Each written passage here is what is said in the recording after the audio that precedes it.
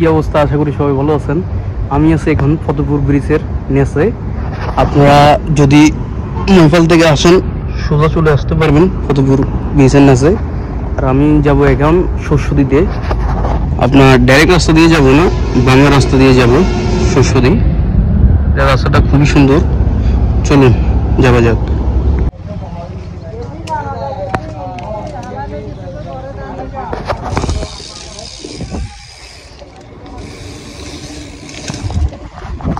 আপনারা যদি আসেন সোজা ডানে দিয়ে চলে আসবেন, ডানে দিয়ে সোজা শস্যদি যাওয়া যাবে।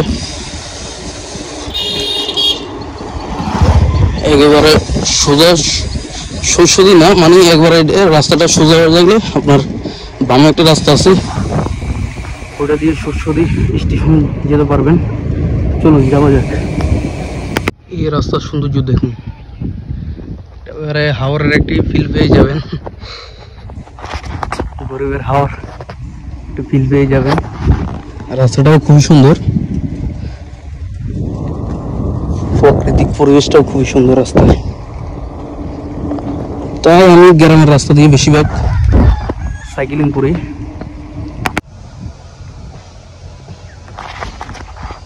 এই রাস্তার প্রাকৃতিক পরিবেশটা অন্যরকম একেবারে। আর মেঘলা টাইপের রয়েছে, বৃষ্টি আসতেও পারে।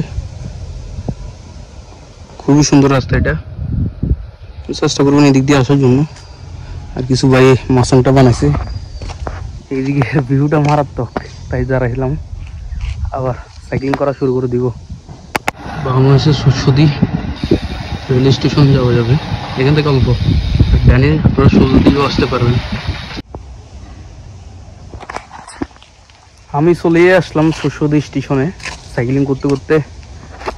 শস্যদি স্টেশনের ভিউ এখন এরকম। ব্রিজের উপরে উঠবো, চাই আপনাদেরকে কিছু ভিউ দেখাবো ব্রিজের উপরে উঠে।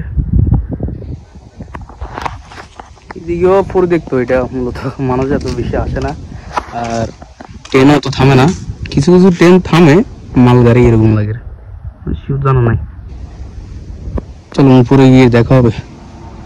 শস্যদি স্টেশনের ভিউ উপর থেকে এরকম, আর আমি সাইকেল নিয়ে উঠে আসছি উপরে।